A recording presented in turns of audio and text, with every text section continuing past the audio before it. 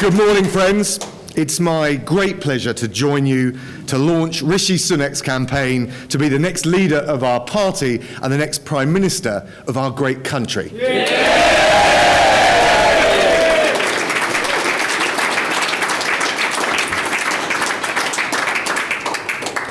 Now, I know that Rishi has got what it takes. He's got what it takes to provide the leadership that we need to steer the country through tough economic times. In the pandemic, he put the package together that saved 12 million jobs and thousands upon thousands of businesses. Yeah. And of course, it's only because he got the economy back on track after COVID that in this global fight against inflation, we could take the measures that we've been able to protect the most vulnerable, struggling to make ends meet. And there's more. We know there's more we've got to do. Now, you know, during this contest, you may just hear one or other candidate talk about tax cuts. Just remember this. While others talk the talk, Rishi this month delivered the biggest tax cut for working people in a decade.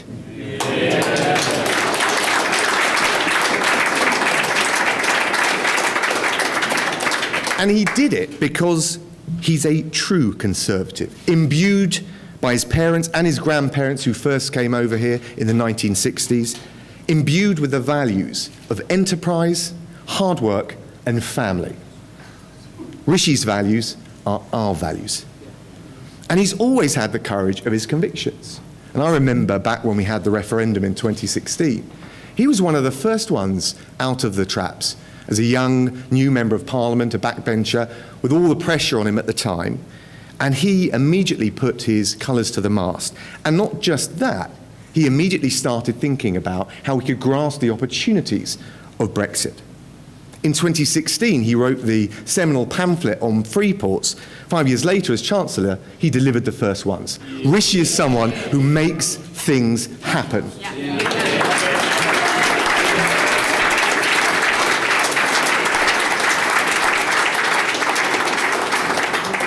And my friends, just as we need to be honest about the economic challenges we face, I think we've also got to be really honest about the political predicament that we face.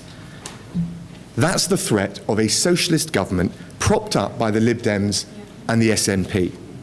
And we know their price too. There's no secret about it. One referendum on electoral reform, the other a referendum to break up this great United Kingdom of ours. That threat is real, and we will face it in just 2 years' time. So there's no time to learn on the job. We've all got to come together. We've got to unite to win. And I mean that right through the party, from our brilliant local councillors, the amazing grassroots that we've got, the people that knock on the doors, that deliver the leaflets, right the way through the Conservative Parliamentary Party and across the Cabinet. We're one team and we will stand or fall together. But to make the very best of this excellent, exciting, inspirational, aspirational agenda that we've got, to unite this brilliant Conservative team, we need a leader who can win.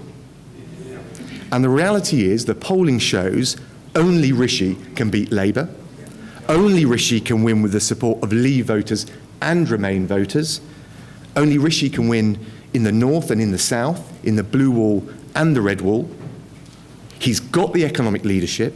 He's got the values to bring us all together, and he's the only one that can win. Ladies and gentlemen, let's make him our next leader. Let's make him our next Prime Minister. Please welcome Rishi Sunak.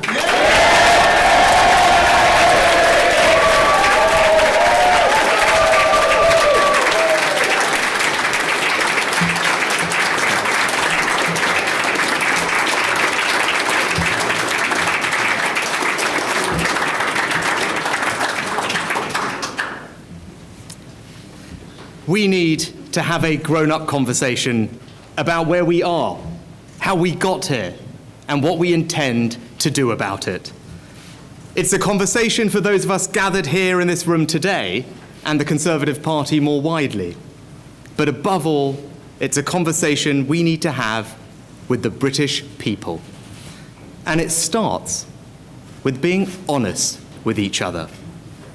That matters because the decisions we make in the coming days and weeks will set a course that will determine whether the next generation of British people inherit a stronger and more confident nation. The Conservative Party was elected with a large majority, so it falls to us to decide who carries the flag forward in this Parliament. But it is not a decision that should be made behind closed doors with no input from the public. From the beginning, I wanted this campaign to be more than just a case for my leadership. I also wanted it to be a moment where the party and the country came together. Before I talk about the campaign, I want to say something about how we got here. I want to talk about Boris Johnson. As candidates to replace him, we owe it to the British people who elected Boris as Prime Minister in 2019 to explain why he is leaving office. There is something wrong about a process that sees a sitting Prime Minister replaced while the people doing the replacing pull the curtains and act like it's nobody's business but theirs. It's everybody's business. So let me tell you how I see it. Boris Johnson is one of the most remarkable people I have ever met. And whatever some commentators may say, he has a good heart. Did I disagree with him? Frequently. Is he flawed? Yes. And so are the rest of us. Was it no longer working? Yes, and that's why I resigned. But let me be clear. I will have no part in a rewriting of history that seeks to demonize Boris, exaggerate his faults, or deny his efforts. Yeah.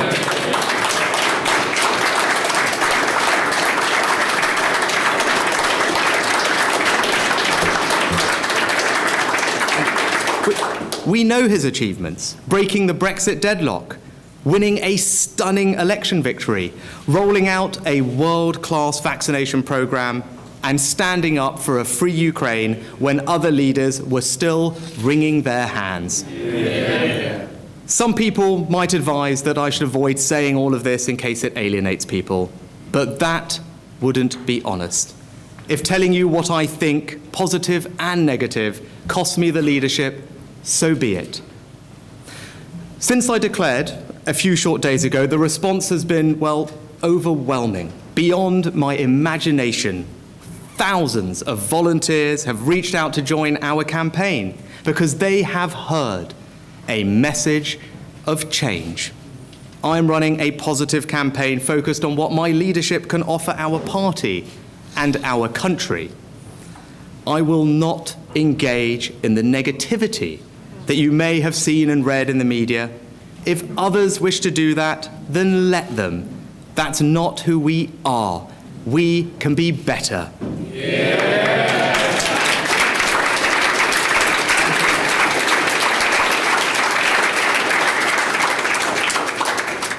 Because I look across the field of candidates and I see colleagues and friends.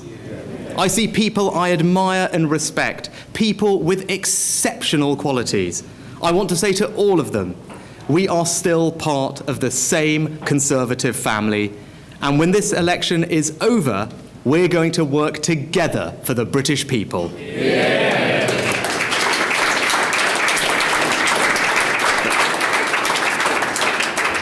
But before that, we have to resolve some disagreements, incredibly important disagreements, about the nature and depth of our challenges that the country faces and the right response to them. A pandemic that all but broke the world economy, a war in mainland Europe, and most visibly at home now, a global spike in inflation that has risen to levels not seen since the 70s and 80s. When confronted with challenges so fundamental, the right place to start is with your values. And my values, traditional conservative values, are clear. Hard work, patriotism, fairness, a love of family, pragmatism, but also an unshakable belief that we can build a better future.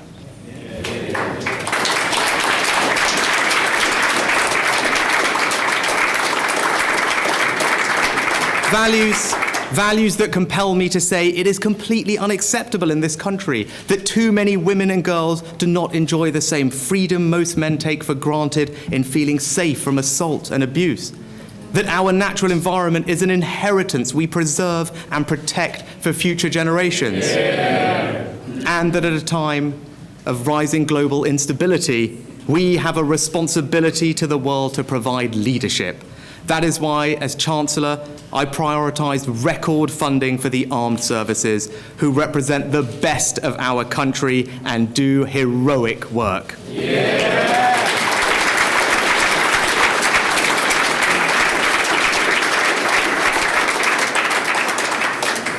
But as vital as values are, they are not enough.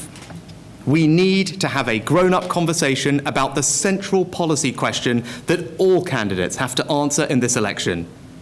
Do you have a credible plan to protect our economy and get it growing? My message to the party and the country is simple. I have a plan to steer our economy through these headwinds. We need a return to traditional conservative economic values, and that means honesty and responsibility, not fairy tales. Yeah.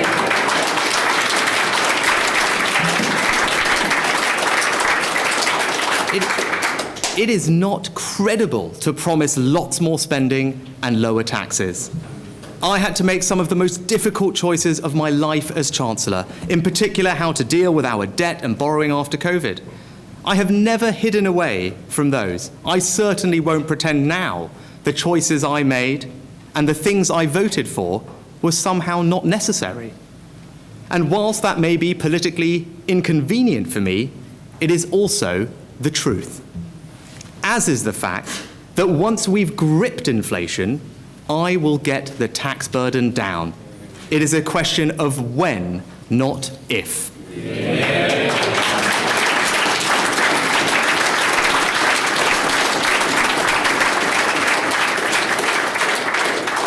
And I will achieve this because I have a clear plan to get our economy growing quickly. We need to implement the radical reforms I set out as Chancellor to the way businesses are taxed, to make our country the best place in the world, to invest more, train more, and critically to innovate more. We need to use the new freedoms Brexit has given us and the new mentality it can give us to reform the mass of regulations, bureaucracy, and constraints that too often get in the way. We need to build a new consensus on people coming to our country. Yes, to hard-working, talented, innovators, but crucially, control of our borders. And we need to transform the performance and productivity of our public services by integrating technology, empowering good leaders, and caring much more about what actually works than what sounds good.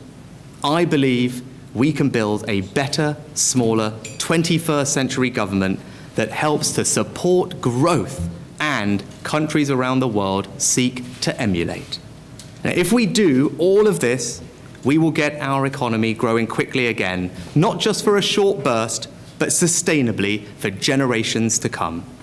This is the surest path to tax cuts that work, to keeping our schools and NHS strong, to properly funding our armed forces and keeping our country safe. So that is my plan. Tackle inflation, grow the economy, and cut taxes. It is a long-term approach that will deliver long-term gains for families and businesses across the United Kingdom. I am prepared to give everything I have in service to our nation, to restore trust, rebuild our economy, and reunite the country. I want to have a grown-up conversation where I can tell you the truth. A better future is not given, it is earned. That is why I am standing to be the next leader of the Conservative Party and your Prime Minister. Thank you.